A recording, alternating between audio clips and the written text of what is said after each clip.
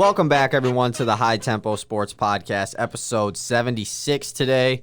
This is our first episode since last Wednesday. We ended up not doing our one from this weekend, but we will be doing High Tempo Jeopardy 2 this Saturday, so it's nice to be back. It feels like it's been forever for some reason. But so long. Yeah. It feels like it's been like 3 weeks. A lot has happened, honestly, since our last episode, so let's just hop right into it. First thing on the news is an obvious one. The Tampa Bay Buccaneers wins Super Bowl 55 over the Kansas City Chiefs. First Super Bowl in Buccaneers history since 2003, only the second one in their franchise history, and Tom Brady wins Super Bowl MVP. His seventh ring now? Yep, seventh ring. This game was really fun to watch. Yeah. It was fun to watch.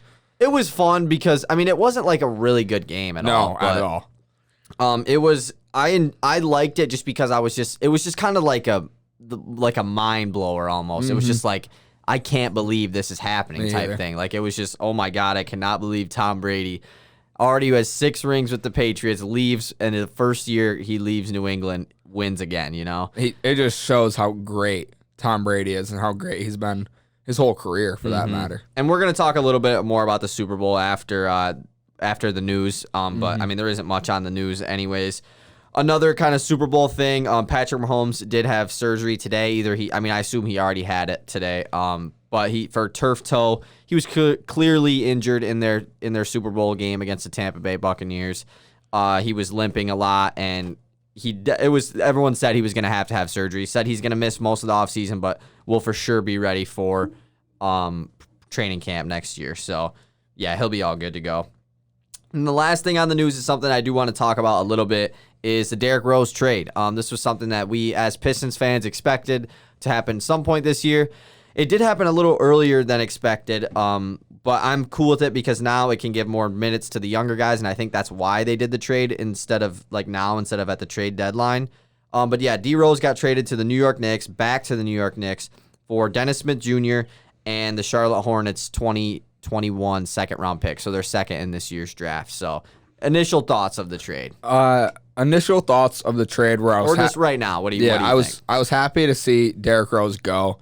I'm not sure we got enough in return.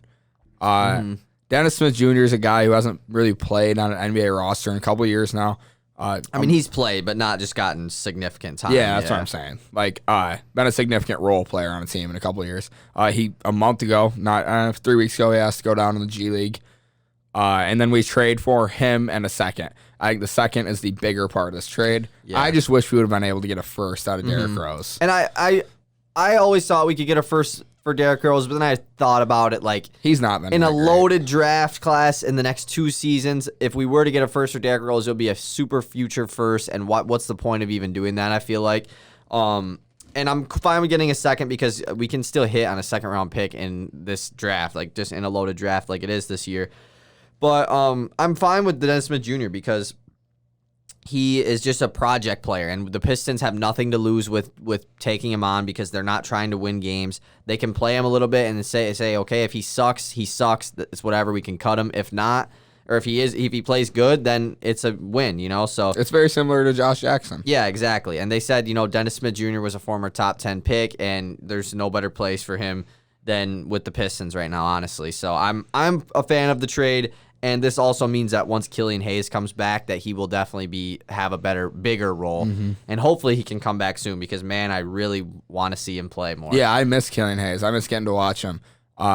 And it's not as fun watching. I feel like I've watched him 3 times this year. It's not as fun watching Wayne Ellington. and DeLon. Okay, it is fun watching Wayne Ellington go off from 3, though. DeLon Wright, all those just random guards. Yeah, just a team full of giant slayers. Dennis Smith Jr., I don't know when he is going to make his debut with the Pistons.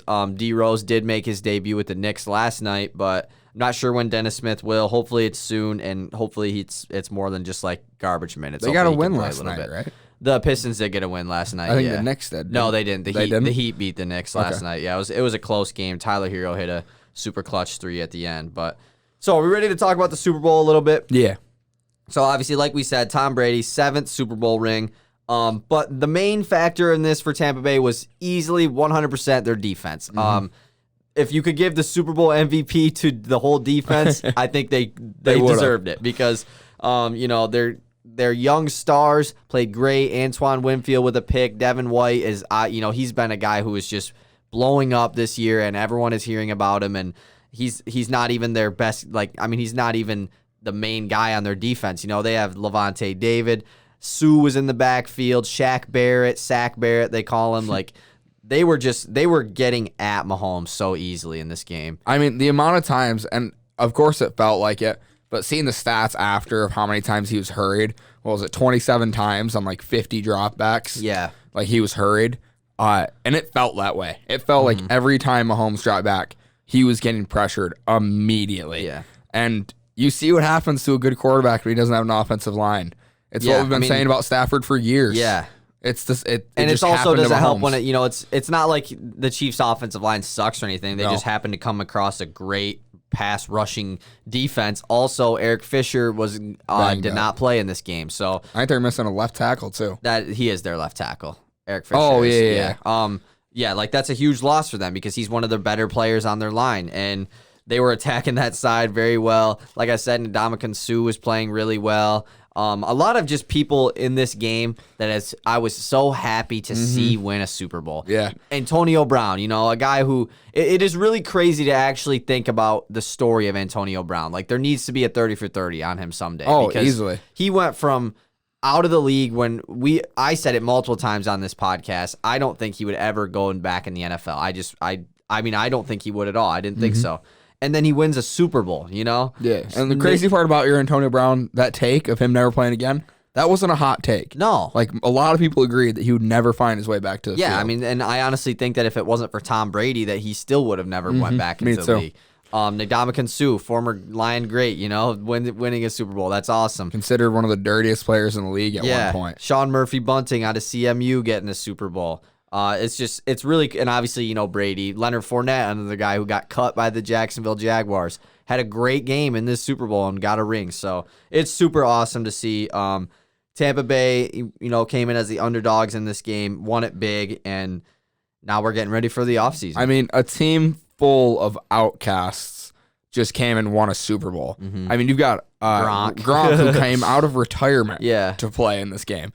Brady, who even his old coach didn't want him back, or there wasn't. I mean, I shouldn't say that.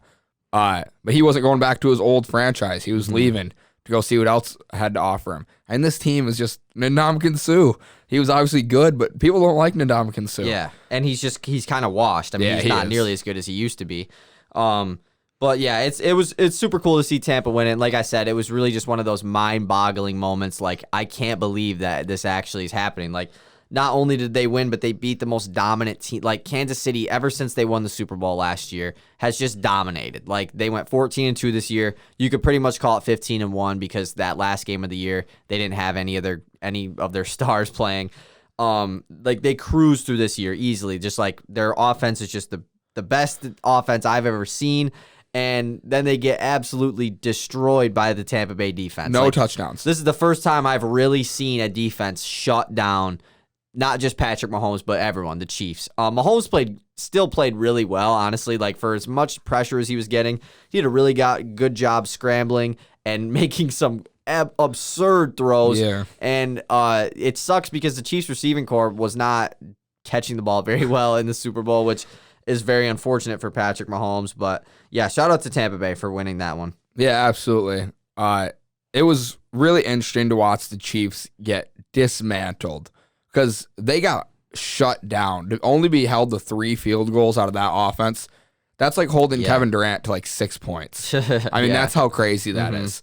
Because it's just over. Obviously, you can hold them without a touchdown in a half. Maybe that can be your goal. But the entire 4 quarters of that game, especially when they're down and they have completely abandoned the run and they are full, we're throwing it every time. That is just so difficult to stop. And they made it look easy. They just dominated. Easy.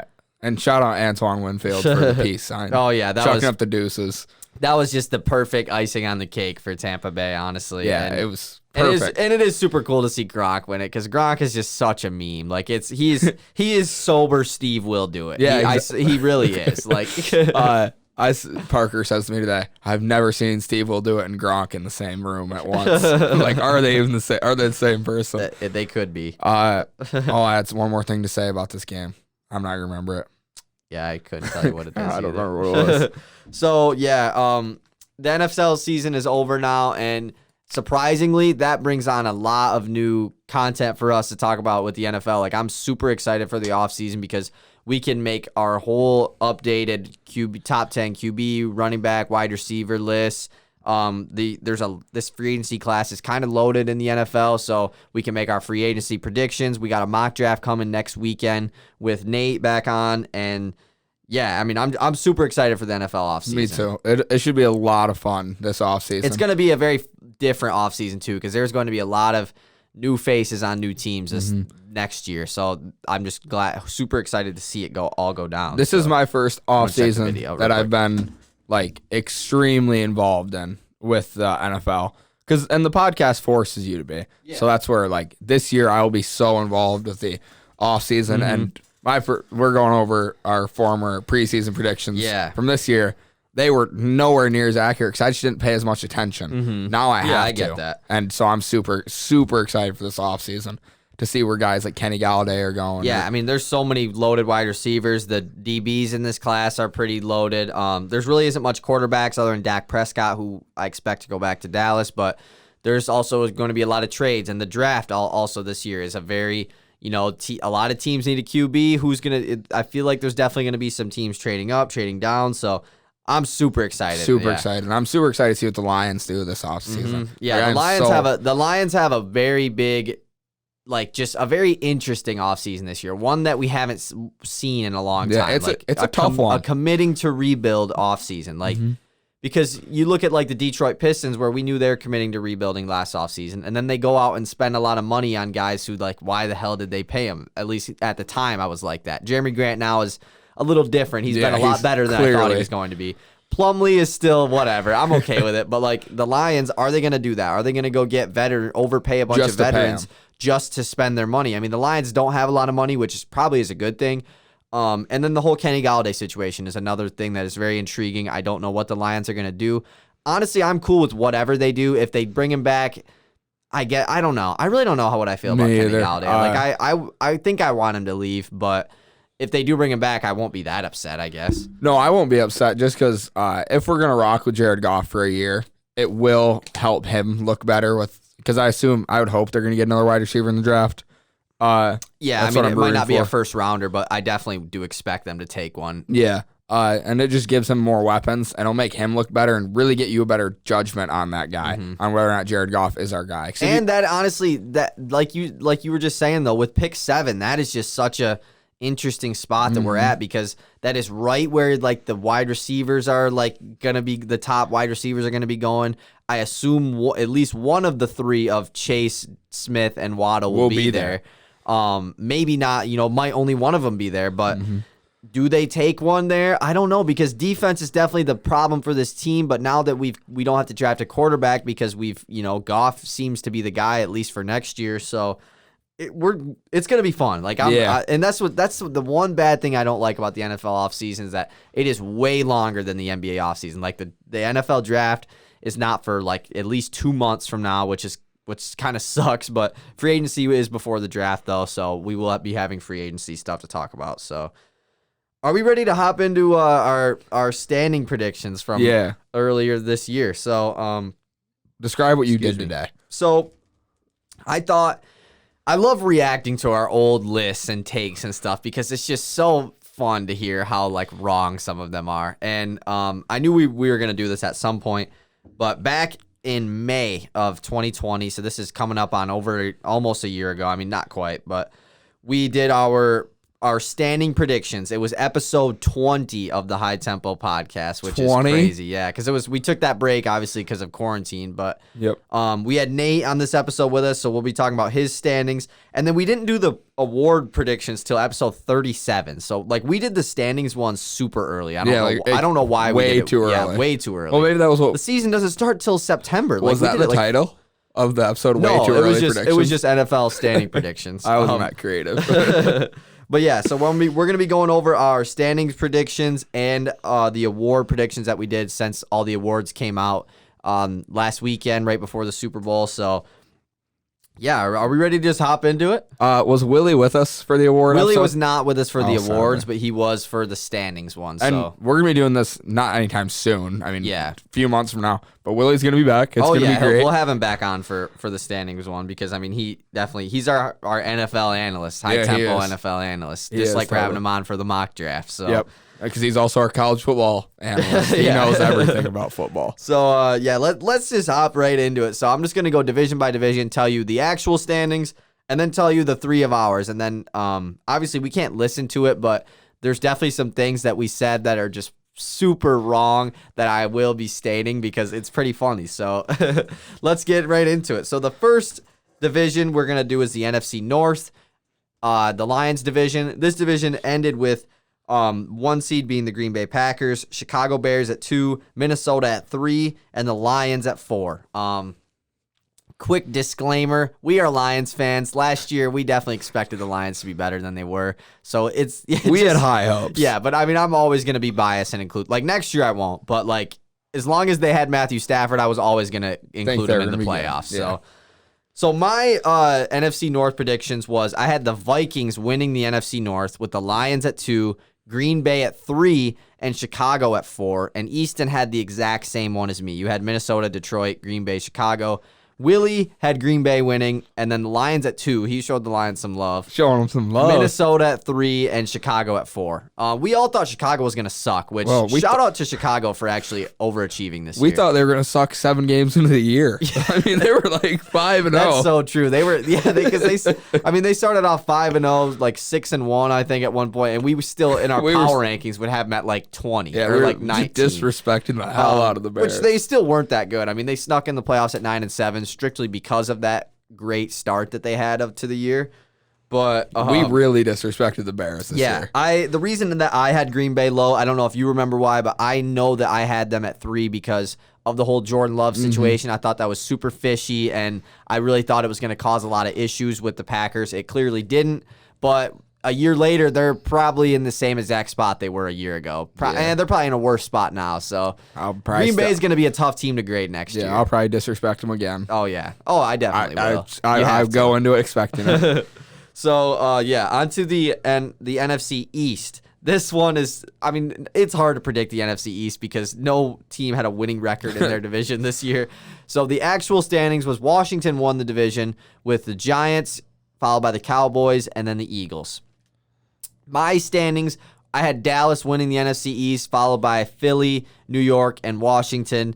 Easton had Philly winning the NFC East, followed by Dallas, New York, and Washington. And then Nate had Philly winning, Dallas, Washington, New York. Man, we really disrespected Washington too. I mean, it's not really we disrespected them. I mean, I guess they were awful. They weren't that. Awful, yeah. I mean, not awful, but they weren't a playoff team by any means. But I mean, we had the playoff race in here as well. I thought Dallas was going to be good. I really thought that coming off of the year they had 2 years ago now when Dak was healthy, that they barely missed the playoffs. I thought they choked super hard and they were really going to have a revenge year. Obviously, I can't predict the Dak Prescott injury like that, but the Eagles also just weren't good this year. Yeah. They didn't really have an excuse. No, they were just bad because they were bad. What was the standings? Washington at 1, New York at 2? Yeah, the Giants were 2. So, like, the teams, Dallas and Philly, us 3 had either one of those 2 winning. We're the bottom 2, which is just crazy. That's just how it goes. It's just the way the NFL is. The NFL is so hard to predict. Oh, yeah. I guess the NBA is just, I mean, they're I would say the NFL is more difficult. Yeah, me too. Just because it's only 16 games. So, moving on to the NFC South, we said that, this was going to be pretty much a head-to-head race between New Orleans and Tampa Bay.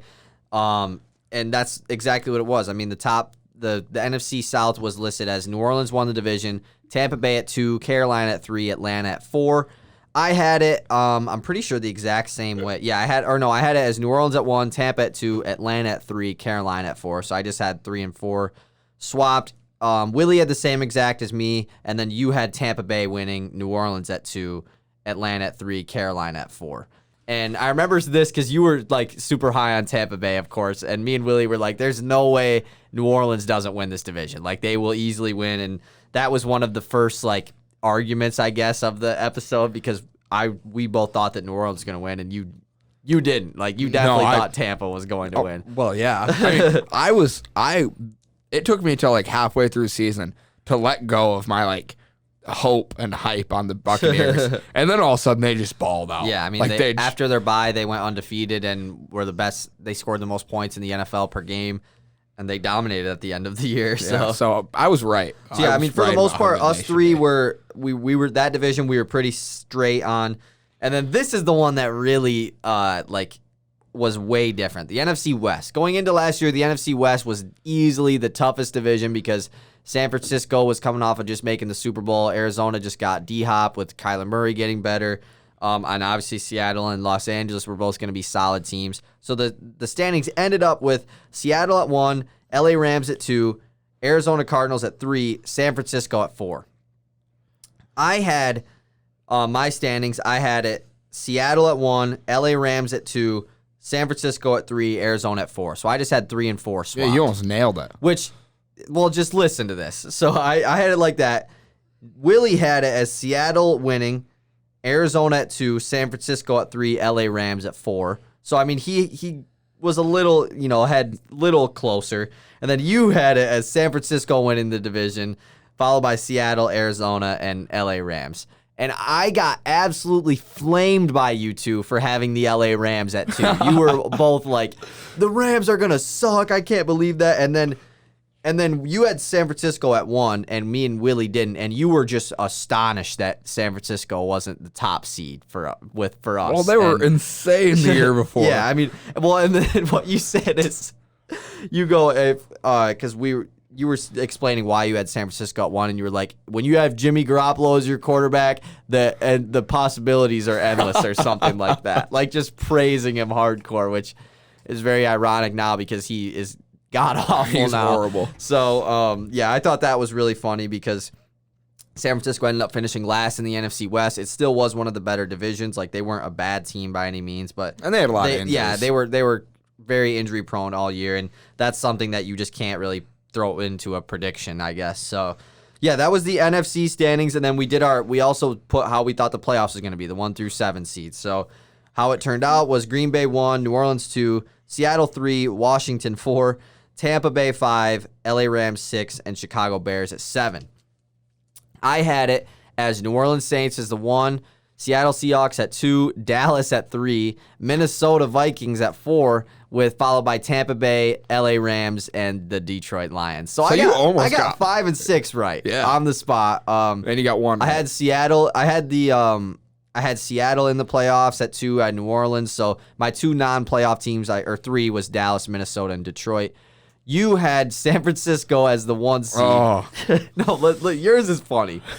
San Francisco is the 1 seed. Tampa Bay as the 2 seed.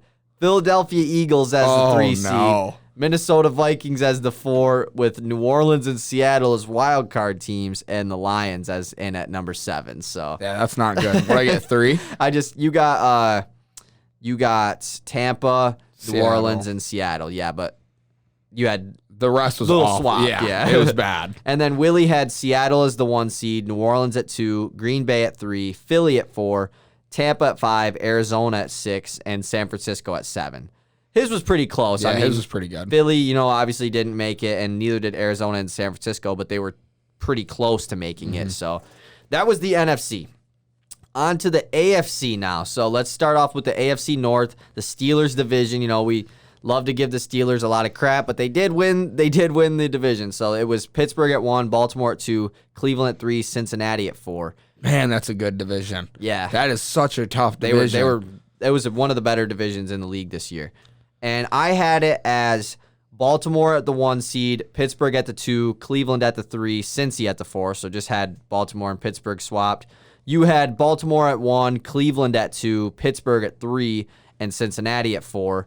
And then Willie actually had Baltimore at 1, Pittsburgh at 2, Cleveland at 3, Cincinnati at 4. So we were all pretty close. Yeah, that one's a tough one to mess up because those 3 teams are all so close. And we knew what the bottom team, but we also were all really high on Baltimore. Thought they were going to be a lot better than they were this year, which they were still good. I mean, they went 11-5 this year, but I just expected another blow up year from them. Moving on to the NFC East, this one is one of the worst divisions in the NFL, and this is where one of the funny moments comes from. So how it ended up was Buffalo is the 1 seed, Miami is the 2, New England at 3, and the New York Jets at 4. I had Buffalo at 1, Miami at 2, New England at 3, New York at 4. I had it exactly how it was. Only one I nailed, I think. Nate had the exact same one as me too. He also got it all right. Easton, however, had the Buffalo Bills winning. Very solid. Then he has the New York Jets as the 2 in the AFC What was my back? What did I say? I don't remember what you said. I think you said you said how Miami was going to suck. You didn't think Tua was going to be very good. Which I mean, he wasn't that good, but Miami was really good. I mean, not really good this year, but almost a playoff team. And I don't remember what you said why New York was so high though. Like there was because we were just talking about how bad this division was. Like we were like, Buffalo's the only solid team. The rest of the 3 teams aren't going to be very good. Like I had Miami at 2, but I didn't think they were going to be good. Like I thought they would just be an average. So seed. did we was there an argument about that one about me having the Jets? Not so really, high? no. Like you guys were just like, we were cool. just like, yeah, whatever. I mean, we were pretty much all just like Buffalo's the only team win. that matters. Like the other 3 don't matter. So yeah, you had the New York Jets as the 2 seed, which is just pretty funny because that's bad. They were horrible. They were the worst team in the NFL, probably worse than Jacksonville, even though they have the 2nd pick. That's the Jet. Maybe because they had Le'Veon. Maybe Le'Veon and Jamal Adams. Maybe I don't think they had Jamal. No, Jamal Adams was a Seahawk at this point already. Because we talked about it. Okay. And yeah, that's nuts. I know. That's a crazy pick. And then moving on to the AFC South, this one was another kind of interesting division. It ended up being Tennessee at 1, Indianapolis at 2, Houston at 3, and Jacksonville at 4.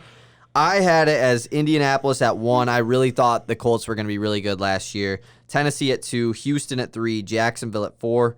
Easton had Houston at 1, Tennessee at 2, Indianapolis at 3, Jacksonville at 4, and then Willie had Houston at 1, Indianapolis at 2, Tennessee at 3, and Jacksonville at 4. Once again, you two both absolutely flamed me for not having Houston as number 1, which you turned out clearly to be right. I was right. Yeah, apparently we were both. And they both flamed me for thinking Indianapolis was going to be really good, which they were good, but I mean, they made the playoffs, so I guess that counts as being good. Didn't I have the Colts as the 2 though? You had the Colts as the 3. Oh, Willie wow. had him as the 2. Man. And then Willie said something about Derrick Henry. We were talking about Derrick Henry and how good the Titans were going to be, and he said, I expect Derrick Henry to kind of fall off this year, coming off of a really good year last year, which Derrick Henry had one of the craziest years in NFL history this year. He was so nuts. 2,000 yards rushing. So I just thought that was pretty funny there. And then lastly, in the AFC West, Kansas City was the 1. Las Vegas was the 2. LA Chargers were 3. Denver were 4.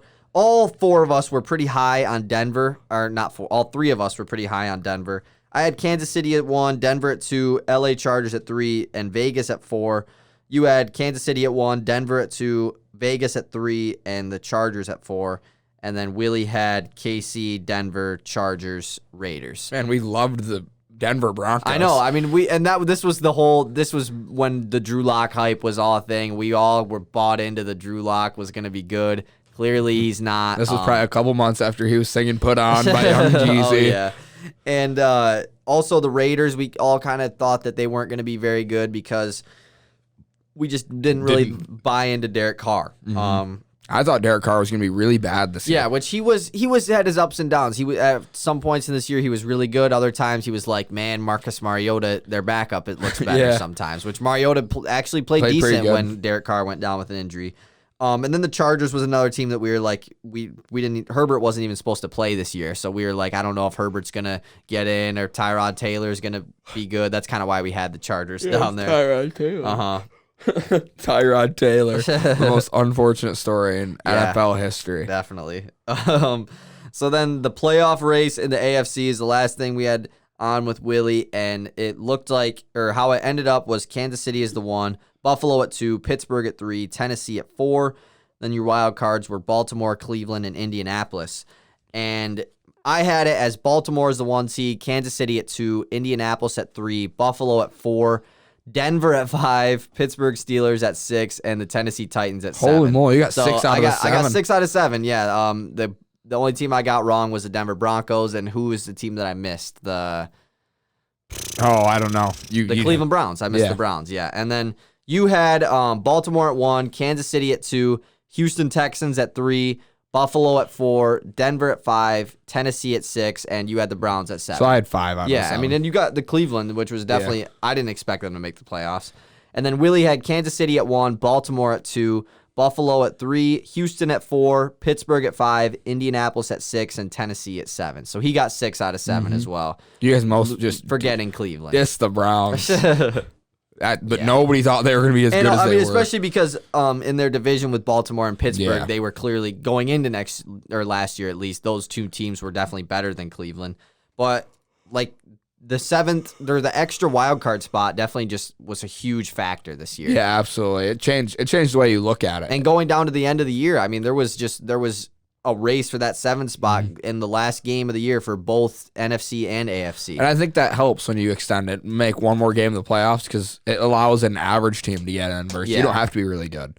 And there's a lot more average teams than there are really good teams. Exactly, and that average team could randomly play a super good game against the 2 seed and knock them off. So yeah, exactly. Just it makes it more interesting for the NFL. Absolutely. That was a great call. Whoever was the guy in the chair who made that decision. Great call. And yeah, so that was the standing predictions. Like I said, those were it's funny listening to some of the takes, you know, the Houston Texans one, the Derrick Henry one was hilarious. Willie made a take about Justin Jefferson that the Vikings are making a mistake because he won't be as good as this Stephon Diggs. I told him that the only way that take would have been worse is if Stephon Diggs sucked on the Bills. That would have been, but luckily Stephon Diggs was very, very good this year. But look at Willie now. He wears a Jets jersey watching Vikings. Oh yeah, games. he is the biggest Justin Jefferson fan I know. I mean, he had him in fantasy. Like he has a jersey. And on the podcast, he said he's not going to be as good as him, which is just he had one of the best rookie receiver years. Yeah, if not ever. He's probably the best rookie receiver of all time. Yeah, and Willie's just like, and it's I didn't even have an opinion at the time. That trade too is one of the most even trades ever. The Stephon Diggs because I mean that pick they used to take Jefferson was from the Bills, so I mean it's a great trade, super good. Yeah, I mean it helped both teams out for sure. Hey, we got another trade like that this year. Just happened. Lions and Rams. Be a perfectly even trade I hope by so. the time it's done. Hopefully it just was good for the Lions. Well, Rams will win a Super Bowl this year. Lose, be really bad, and then be the worst team in the NFL the year after and that. And we're gonna win the Super Bowl. Yep. 4 years later. 5 years in a row.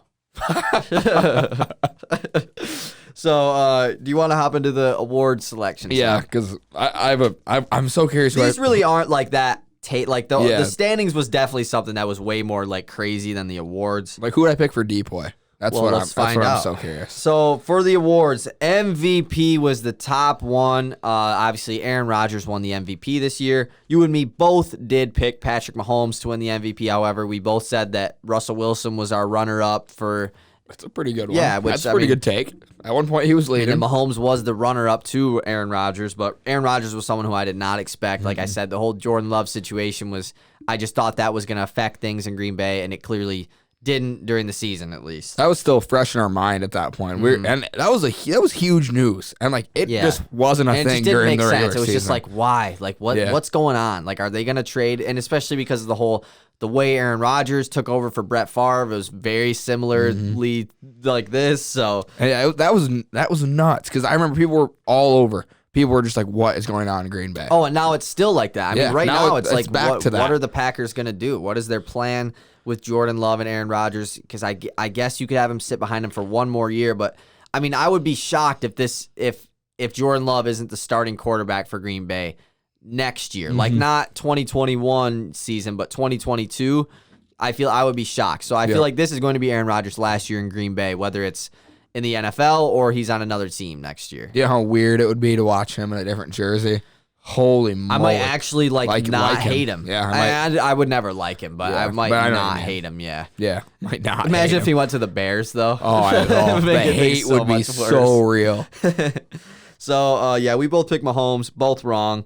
Offensive Player of the Year went to Derrick Henry this year. Obviously, had a crazy year, 2,000 yards rushing. We both picked Christian McCaffrey, actually, for Offensive Player of the Year, which we were both wrong on. Not a bad take at all because McCaffrey got hurt, and if he didn't get hurt, I mean, he could have won it. I mean, but he gets a lot of touches on rushing and receiving, so Yep. wasn't a bad take at all. Depoy, however, this one is we were both spot on with this one, but I mean, we both didn't guess the same guy, but we were both spot on. The winner was Aaron Donald. I guessed T.J. Watt, who should have won Defensive Player of the Year, but it's whatever. You did guess Aaron Donald, though. You got it right. Oh, so, man, look at me. So you're the first one to get one right, but I mean, like However, I said, it wasn't, technically I should have got it right. Yeah. I'm just kidding. I read a whole thing, actually. I read a really good article about how you can't compare Aaron Donald's stats to T.J. Watt's just because the way they play. And, like, I mean, they're both But both DNs, though. yeah, I guess. But they were considering T.J. Watt more of an outside linebacker. Yeah, some people do consider him that, but I mean, they're both edge rushers. Yeah. Whether it's that, I guess that would be a better term for them. But I don't know. I think T.J. Watt got robbed, but Oh, I do too. and I'm not like just, an Aaron Donald hater or anything, but you did get it right. So I can't believe I got that right. Mhm. I thought I was going to guess like Jalen Ramsey or something, but I would never guess Jalen Ramsey. I would have never guessed that.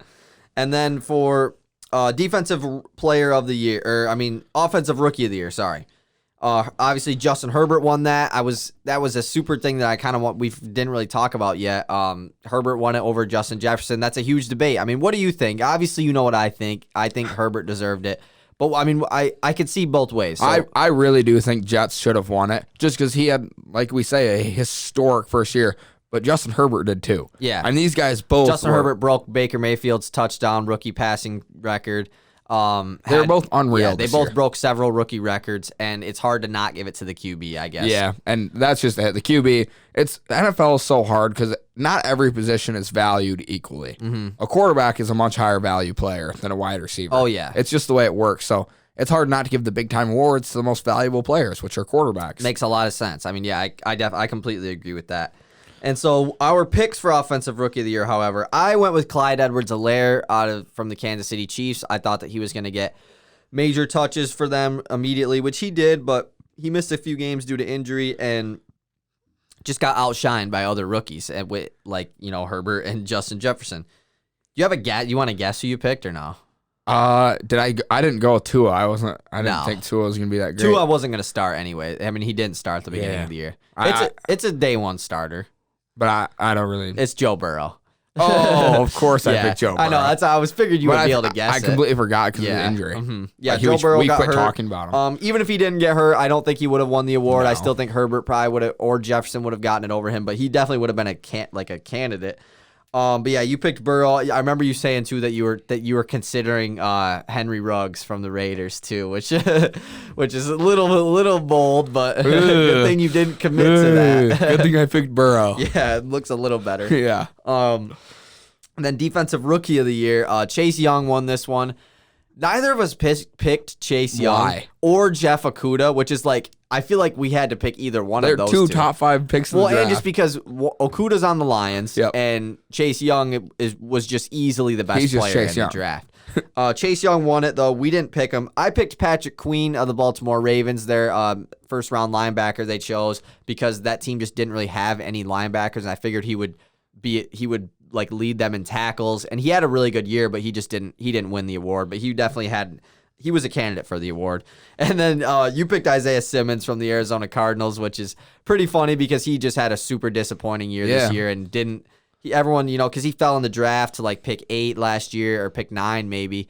And that was going to be my guess too. That was literally going to, if you were going to ask me, I was going to say him. My bad. But like he just had a really disappointing year this year and wasn't as good didn't make much of an impact as everyone thought he was going to. But obviously he's a rookie. He still has a lot of time to shine. He should make a lot of noise. And his versatility is his best thing. And it might take a while for him to get to that versatility level in the NFL. Yeah. To be the Swiss Army knife of his defense. Mm-hmm. Yeah, because like I remember you said it in the podcast we did. I mean, he's the linebacker, he's a safety. In Madden, he's a safety, but I mean, he's definitely not the size of a safety. No, so, absolutely he's not. Like Jamal Adams pretty much. And he hits way harder than most safeties. And then moving on to Coach of the Year. So the winner of Coach of the Year was Kevin Stefanski of the Cleveland Browns, turning that franchise around, taking them to the playoffs this year and winning a playoff game, even though he wasn't the coach for it, but still definitely well-deserved from him.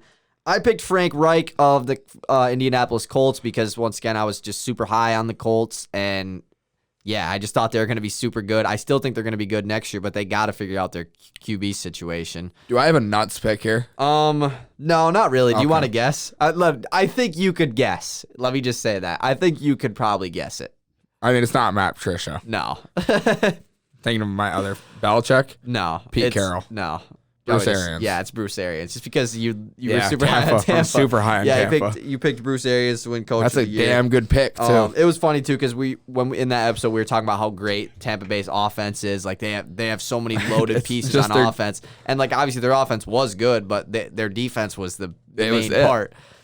Bruce Arians was a good pick. That's a solid pick. Yeah. And so is Frank Reich. I mean, Yeah. Indianapolis Colts performed really well this year. Yeah, I mean, I think them and the Bucks probably had the same record. I mean, the Colts went 10-6, or no, they went 11-5. I think Tampa went 11-5 too. So I mean, so. we both had solid picks for that. Comeback Player of the Year. This one went to Alex Smith. It obviously went to Alex Smith. He definitely, like I said, we've talked about this. I think they should rename the award after Alex Smith. His story. If you haven't seen the E60 or Alex Smith, go watch it. Like it is super, like just heartbreaking. Like Yeah, it's really just like motivational, but it's also just like I can't believe he ever like walked again. Yeah. It's inspirational, motivational, but it's also heartbreaking. Mm-hmm. It's like watch a man go through this. And it's pretty kind of gruesome too because Yeah, it they is. show his leg, like they show everything. But yeah, go watch the Alex Smith E60. I don't know what it's called, but it's come on ESPN a couple times. Yeah, we've watched it a few Yeah, times. so now. it's super interesting. But you picked Alex Smith to win this. That was like the only one that I actually remembered that one of us picked. Yeah, me too. And it was weird because we both said we don't expect Alex Smith to even play, but him suiting up for games deserves to win the unbelievable. award, which I should have thought of that. But I am also a very biased Detroit Lions fan. And I picked Matt Stafford to win Comeback Player of the Year. Mainly because he was hurt 2 years ago. He was hurt for most of the year. And I thought that he was going to play really good this year because before he got hurt 2 years ago, he was having an excellent year. So it's whatever. That's not that crazy of a No, pick. it's not that crazy of a pick, but I should have thought like Alex Smith is going to win yeah. it. Like unless putting on a Stafford wins MVP, which even if he did, I feel like They wouldn't Alex give Smith it. still Yeah, would. they wouldn't.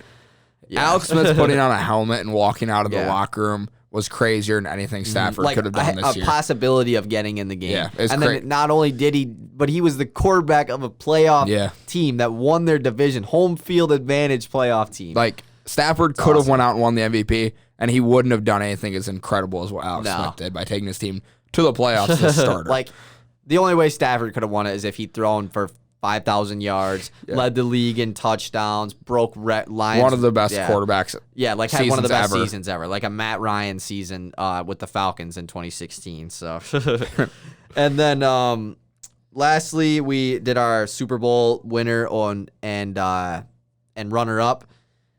Obviously, it was Tampa Bay over Kansas City. Do you remember what your pick was? Did I or no? pick Tampa Bay to win it? Or No, I picked Kansas City to win you it. picked Kansas City over the Saints. Yeah, which That's pretty good. yeah. I mean, but picking the Chiefs to go back to back that's risky, but I mean, Ballsy. it almost paid off. I picked the New Orleans Saints to win over the Baltimore Ravens.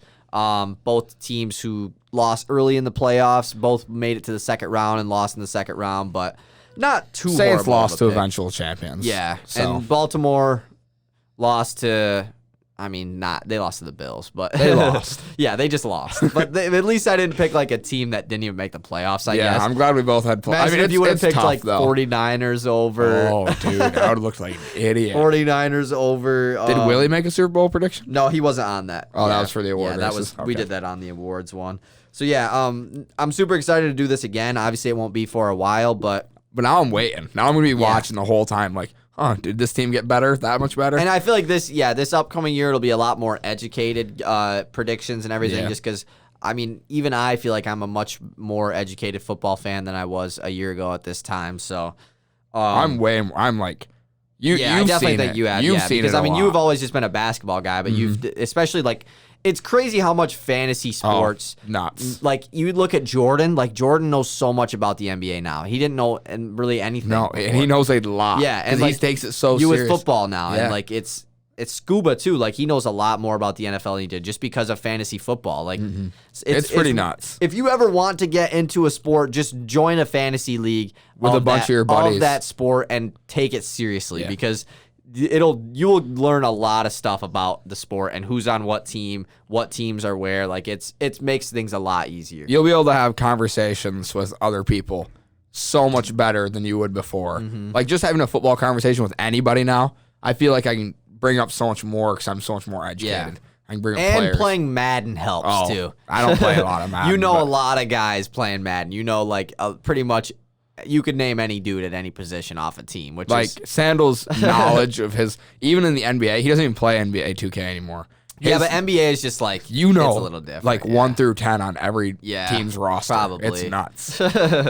So, is anything else about the NFL you want to talk about? I mean, like, I've said this already a bunch of times, but I'm just super excited for the rest of the offseason, or the start of the offseason, I guess, in the NFL. We're going to be doing a lot of lists, a lot of mocks, drafts, and mock predictions and everything, so it's going to be super fun. This offseason just brings a lot of content for us, just because we're redoing our top 10 wide receivers this year. You know, who's going to be the top 10 next year. And we could even expand it. I mean, we could expand it to top 20 wide receivers because top 10 is hard. Like, there's a lot of good guys missing out. Yeah, a lot. And when you leave a guy at number, like, let's say I left Kenny Galladay at 11 last year, it feels a lot worse, but it's only one spot below 10. But it feels a lot worse because you didn't mention his name. It's crazy how much lists can change because of a year. Or, because like a year ago, Christian McCaffrey, no debate, was the best running back in the NFL. Like, he was number one, and then number one's up here and number two's down here. He's probably not even number one right now anymore. Because it's not his really fault. He just hasn't played, and other guys have been super good. So yeah, like a guy like Kamara, or is going to be way Derrick higher. Henry, Dalvin Cook is going to be way higher. I mean, and then you have other guys like Saquon. Yeah, Zeke. Saquon's missed. Where does Zeke fall to? Where does Saquon fall to? Where does does Aaron Jones rise on that list? Josh Jacobs, it's going to be super fun to do all these lists. Quarterback list obviously is super fun too.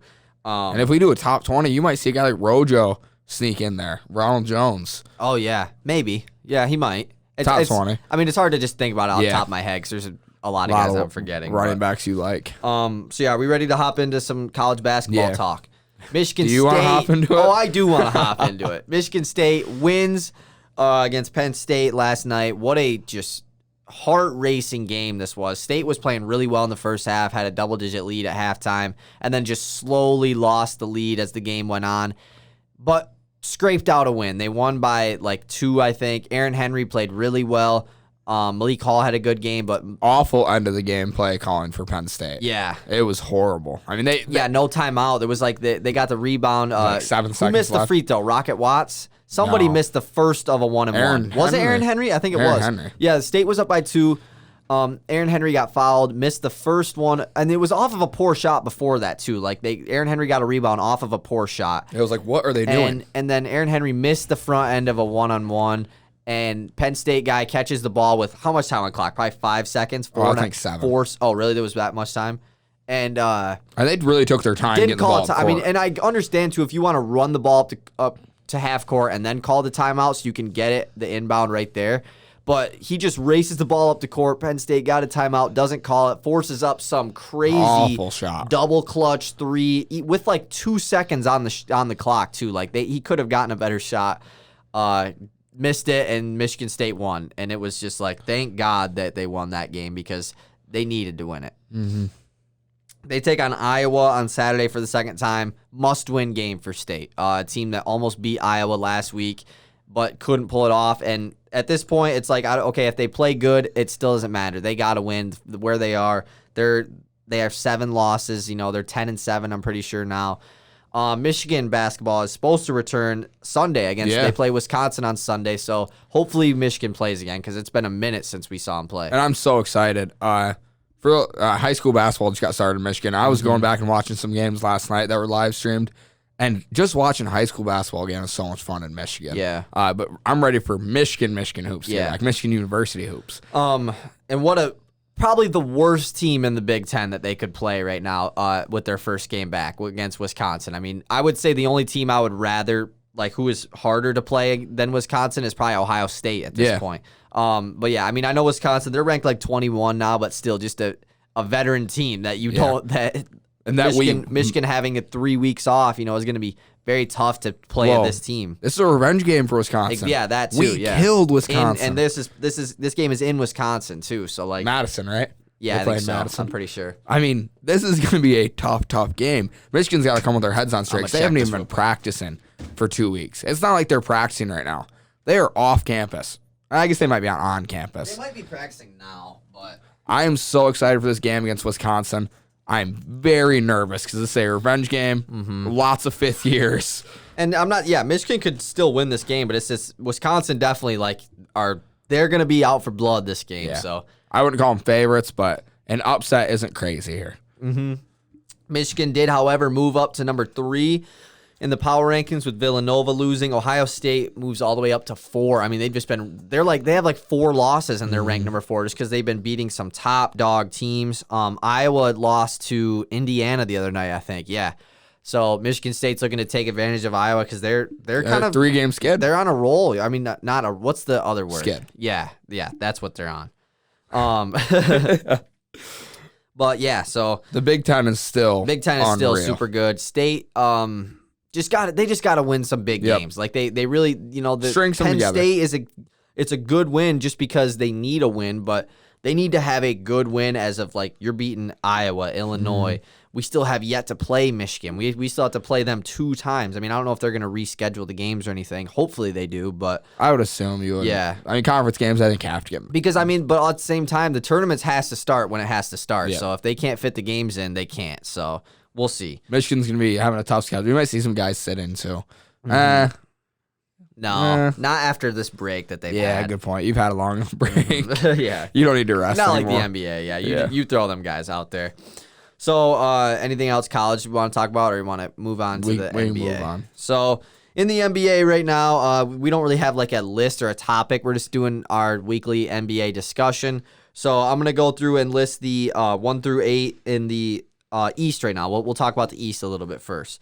So at the 1, we have Philadelphia at 18-7. Milwaukee is at 2 at 16-8. Brooklyn is at 3 at 14-12. So that's a pretty big drop off from 2 to 3. Boston at 4 at 12-11, and those are the only 4 above 500 teams in the East. At 5 at 12-12 is the Indiana Pacers. At 6 at 12-13 is the Charlotte Hornets. 7 at 11-12 is the Atlanta Hawks, and at 8 at 11-13 is the Toronto Raptors. And pretty much every other team is kind of still in the race except for Washington and Detroit. They're both just very far below any of the other teams, but first team I want to talk about is the Milwaukee Bucks. They have been playing really, really well lately. They've won 5 straight. A couple of those wins have been against pretty good teams, like their win against the Denver Nuggets the other night. Chris Middleton has been playing very, very well. Had like 12 assists the other night for them. I mean, he's it's always the talk about, is Chris Middleton going to be the X factor for them? Can he step up and be their number 1 option when this wall happens for Giannis? And it's games like it's how he's been playing lately that makes me think yes he can, but in the playoffs he really hasn't shown it still. I mean, he's almost to the point where he needs a new nickname. I mean, he's Baby KD. He almost needs his own nickname now. He's been playing very well, and watching him play, he scores the ball with such ease. He's not doing anything crazy. Yeah. There's a reason he got the name Baby KD. Yeah, he just goes out there and pull does up in a dude's face, do the simple stuff. He does very simple. He does the moves like KD. Like he really looks like KD on the court. And like I said, he's been playmaking very well too. Drew Holiday also is just still one of the most underrated players in the NBA. Like he's just a beast. He does a lot of all around things for this team. He does everything for this team. Yeah, I mean, he does so much for this team. If they need a rebound, he'll go get one. Yeah. I mean, he does it all. Awesome. Dante DiVincenzo's been playing pretty well too.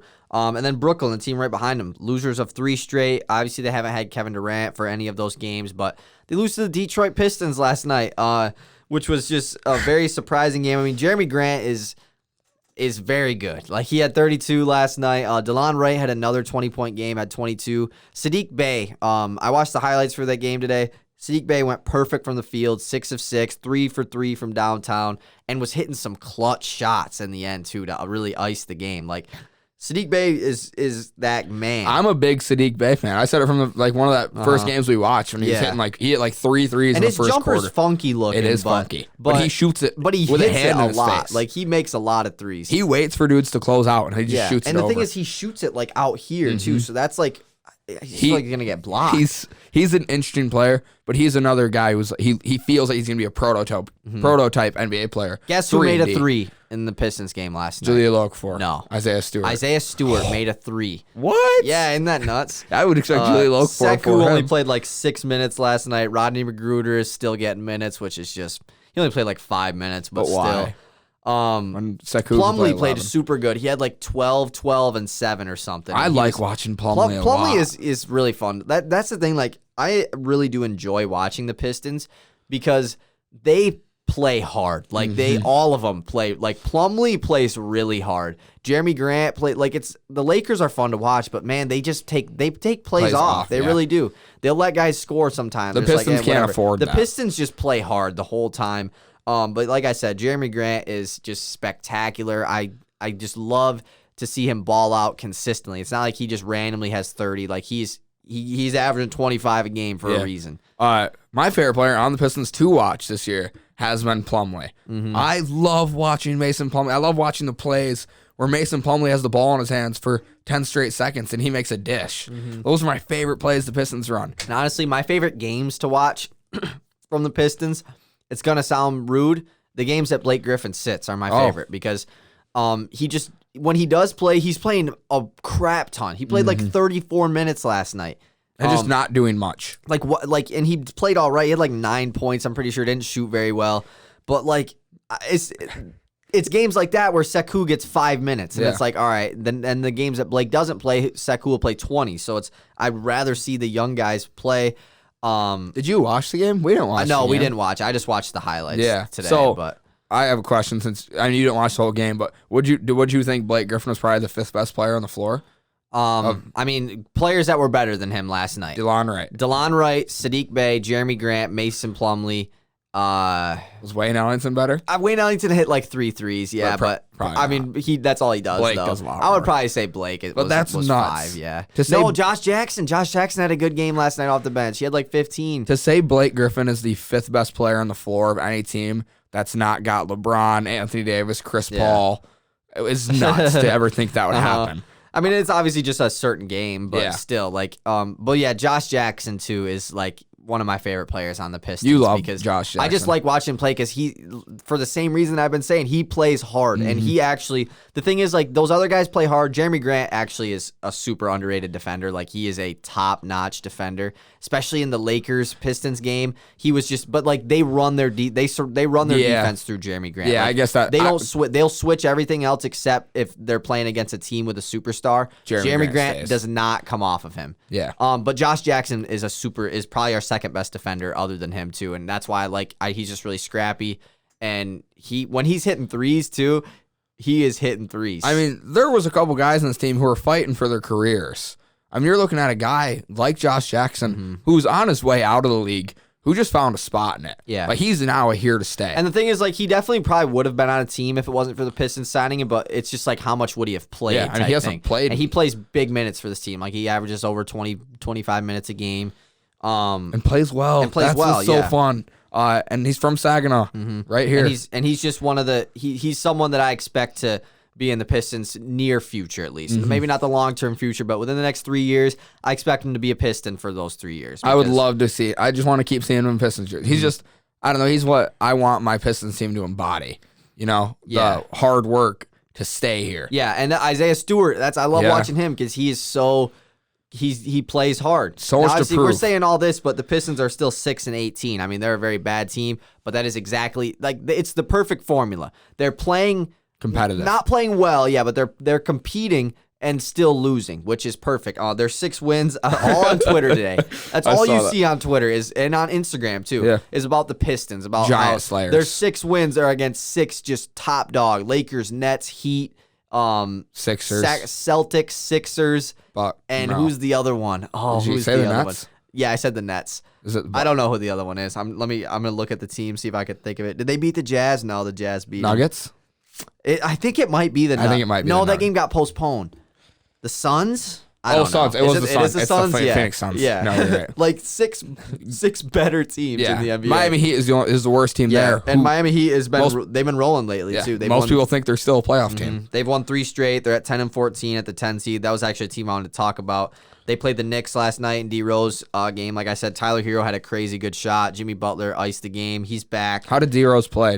He played pretty good. He didn't play like an extreme amount of minutes, but the Knicks don't start quickly still with this trade happening. So like Elfrid Payton, because I've been like seeing, I actually like watched 6 Rings of Steel. Yep. He's a Knicks fan, huge Knicks fan, and he was kind of talking about his reaction to the Derrick Rose trade, and I've seen this from other Knicks fans too, where it's like the trade is cool, but like they don't want Derrick Rose to harm the growth of Emmanuel Quickley, and so they say if the only way this trade is like acceptable is if Quickley starts. D Rose is the 6th man, and Elfrid Payton is just completely cut out of the rotation. Where now Elfrid Payton started the game last night, and they were just running Quickley and D Rose together off the bench, which I don't know how much I like that. It can work running D Rose at the 2 and keeping Quickley at the 1. But the thing is, though, they have those 2 out there, and then they also have Alec Burks out there too, Yeah. who's a 6'2" shooting guard. Yeah. And then they have Obi Toppin, who's a 6'7" then power Julius forward. Randle. Yeah, or Mitchell Robinson or Nerlens Noel or something. So you're like, small. Exactly. That's a small line. Small And ball that can't shoot. A small ball that can't play defense either. Like that's I mean, and the thing is the Knicks are one of the better defending teams in the NBA, but their bench unit does not play good other than Frank, and he don't even get minutes really anymore. It's going to be really fun rooting for Derrick Rose, though. Yeah. Again, like I was rooting for him in Detroit. It would be awesome to see the Knicks make the playoffs with D Rose. I mean, and he's reunited with Tom Thibodeau for like the 8th time, which is kind of hilarious. Charlotte Hornets at 6th seed. LaMelo Ball, no debate, no doubt about it, is the rookie of the year. He's been balling. Oh, he is completely justified as the 3rd overall pick in this year's draft. First overall pick should have been. I don't know about that. Wiseman's the only one that I'm like. I mean, and Anthony Edwards, not he's been playing bad. Like he's probably an all rookie first team guy. It's just Melo has been nuts, and Wiseman I think just fits the future of the Warriors. Yeah, a lot and better. I think Wiseman's potential is kind of just like he could be one of the better centers in the NBA at some point. And he's also like again the prototype big, the Jaren Jackson, the Miles Turner, kind of guys. But LaMelo, you're right, no doubt, rookie of the year. He is nuts. Yeah. His only issue is turning the ball over in defense. He's a rookie point guard. He's been shooting the ball well too, which that was one of his main. That was his big thing. Yeah, that was his. I mean, I would say his defense, his defense were his like main concern for transitioning to the NBA, and he's shot the ball very well. I mean, he hit 7 threes the other night. Yeah. Like his brother Lonzo never did that. That was his only makes were threes. Yeah, I know. 7 of 18 not from 3, from the field. 7 threes, 58% shooting. Like he's just been playing very well. He's already had a triple double. Like he's playing kind of a lot like how Lonzo was his rookie year, but putting up better stats. But just putting up better numbers, yeah. And he obviously is on I would say a worse. I don't know if he's on a better team. I guess he fits better too. Yeah. With a guy like Miles Bridges and him are now a duo. Like they're just oddly a duo. Those two have to be best friends, right? They have to be really close friends because they just have a connection on the court. Like LaMelo Ball knows that he needs to cut right now because I'm throwing this thing, and Miles Bridges is probably thinking he needs to throw this right now because I'm about to cut. Like I guarantee after the game, they're dapping each other up, and then just there's no way those lobs are like plays, right? Yeah, that they have to just happen. They're just 2 guys out there having fun. Yeah, and that's what the best part about watching LaMelo play. He's just out there having fun. He's having fun. Always hitting with the Carmelo celebration. I hate that I have to call Carmelo now, though. Yeah. I wish that it was still Mellow Ball, and then when someone says Mellow now, they're talking about LaMelo Ball, which is like, no, Mellow is Carmelo. Yeah. But whatever. I completely agree with that. Yeah. No, LaMelo, watching him have fun play basketball and watching this Hornet, he is so much fun. His teammates are hitting shots, and he is going crazy on the baseline. Miles Bridges getting dunks. He gets so happy, and he's laughing while he's playing. Yeah. He is one of those guys who you can tell exactly how he feels because he wears his emotions on his face. When he's happy, he loves to show it and tell everybody. And the Hornets are feeding off that. Oh, yeah. They haven't had fun in so many years. Even like LaMelo Ball and Bismack Biyombo, too, are another like nice little duo. You see what it did to like Terry Rozier. I honestly think LaMelo Ball has affected Terry Rozier in a positive way by making the game fun again for the whole team. Terry Rozier has been very good this year. Yeah. I mean, he's probably still a little overpaid. He's still overpaid, but like he's just been his contract's a little more justified, I guess. Gordon Hayward playing great basketball as well. I wish more games were televised this team. And they do have a decent amount just because of LaMelo Ball. It is, like I said, it is annoying how much ESPN talks about LaMelo Ball. It makes me not want to root for him sometimes, but obviously I'm still going to. But yeah, it's crazy in the East how just like close it is. Like the 3-seeded Brooklyn Nets at 14-12, and then you have the 10-seeded Miami Heat at 10-14. 4 games out. Yeah, and only 2 less losses. It's really crazy. Cleveland Cavaliers, a team that's kind of been falling off. They've lost 4 straight games. I expect Drummond to be traded probably sooner rather than later, just because he is halting the development of Jared Allen there and their future plans. And yeah, I mean, they just don't really need Drummond there anymore. It doesn't especially make now sense. especially now that they're starting to lose. If they're winning, it makes a little more. It's different, but. And you want to trade him before you really start losing. Yeah. And before you look desperate for a trade. Because when you start looking desperate, you start getting undervalued. And that's exactly what the Pistons did last year with Drummond. So let's move on to the West for the last topic of the day. The West is a lot more like it just looks a lot better than the East does. So let's go through 1 through 8 in the West. 1-seeded team, we have the Utah Jazz at 20-5. We will talk about them, but I'm pretty sure that is the best start in franchise history for them, which is pretty crazy because they've had some really good teams in the past. 2 is the Lakers at 19-6. 3 is the Clippers at 17-8. 4 is the Phoenix Suns at 14-9. 5 is the Portland Trailblazers at 13-10. 6 is the Spurs at 14-11. 7 is the Nuggets at 12-11. And 8 is the Golden State Warriors at 13-12. So all 8 teams are above 500. And it's nuts looking at a team like the Suns, who's 14-9 as the 4 seed. They've just missed so many games so far this year too, like from COVID and everything. But the Jazz is the first team I want to talk about. I watched the highlights they played the Celtics last night. Really good game. Him and Jaylen Brown were kind of going at it. But Donovan Mitchell is started to kind of put himself into that category of like I really do think he has become like the leader of this team. When he plays on the court and he was hitting some crazy threes in the fourth quarter of this game, like to ice this game. They beat the Celtics though last night. They've won 5 straight. Clarkson is just a beast for them off the bench, but Mitchell really like they have a little bit of fans in Utah, so like he is just getting the crowd going when he hits a 3. Like he's really becoming like the leader of this team already, which as such a young player. And that's kind of been the question with him is he's good, but how good can he be really good? Yeah, can he get bumped up into that next tier? He can be an all-star but can he be an all-NBA player? Can he be a leader of a team that goes far? Yeah. And that's the tough part about these young guys. I think he can. Yeah, it's figuring out who of the good young players can now lead you to be a contender. A guy like De'Aaron Fox, right now in his career, I don't think he can. Yeah. I think he'll be a great. Him and Donovan Mitchell are very similar. Yeah. Came out of the same draft class, both young guards. They play a little bit of a different game, but it's really like a guy like RJ Barrett. Yeah, he's good. But he's not. He can't right now. Yeah. I mean, he's a little younger. He's a little young, but you see what I'm saying? Versus like a guy like Bi. Bi. But Bi's way. I mean, you can't really compare Barrett and Brandon Ingram. Yeah, because at one point they're 3 years different. Yeah, at one point Brandon Ingram was RJ Barrett. Yeah, I mean, I'm not really talking about guys that young. I'm mainly talking about like the 2017 class, 2016 class. But yeah, Donovan Mitchell has just progressed a lot, and I really think that the Jazz are playing really good. Like they just hit their shots. Like they shoot a lot of threes and they make a lot of threes. Royce O'Neal hits a lot, but Bogdanovich obviously does. And Clarkson, like I said, is just a beast for them off the bench. Joe Ingles, yeah, Joe Ingles nuts too. No, this team every year we see a new team dedicate themselves to the 3-ball, and some teams it works, some teams it doesn't. This is a time where it worked exceptionally well. The Denver Nuggets, kind of a team in here to talk about. They've lost 3 straight games. Jokic has been putting up some crazy numbers, but they haven't been winning. They're moved down to the 7th seed now at 12-11.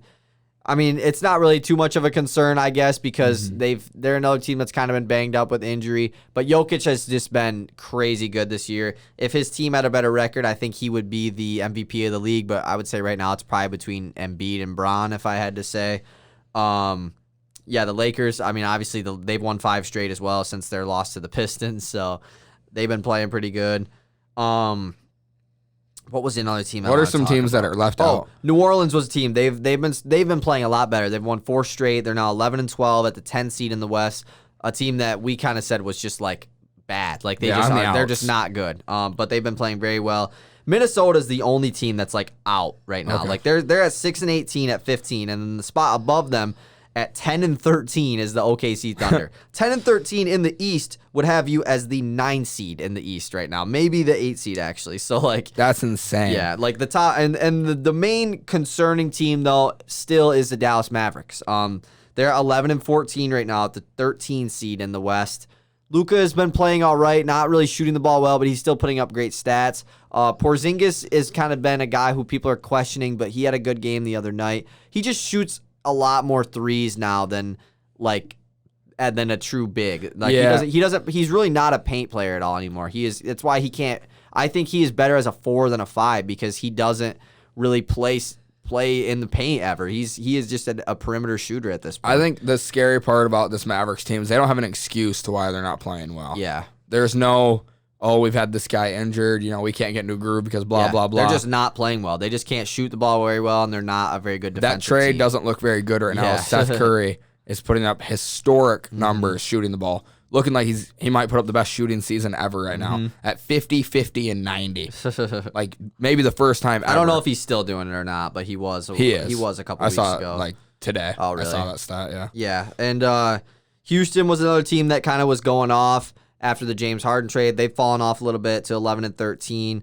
Christian Wood has been out with an injury. Hopefully he can come back soon. But yeah, Dallas is just the main team that's like, what's going on with Dallas, you know? And I couldn't tell you. There's just something off. And I haven't watched enough games. When I watch KP, it's kind of sad and concerning because at one point I really thought he was going to be like one of the best big men in the league. And after that injury, he doesn't even look like the same guy anymore. No, he's not. He's not the same player, which is, like I said, he's just more of a perimeter player now. He doesn't bang inside with the bigs, which is, I mean, he's still a great shot blocker. Like he had like 6 blocks the other night. But he's not dunking on people like he used to. No, he's not. Yeah, he used to throw down on dudes, and he doesn't really go in the post much. He doesn't have much of a post game no more, which obviously isn't that big of a deal, but still, I don't know. KP just doesn't even look as aggressive as he once was. Yeah, no, that's exactly what it is.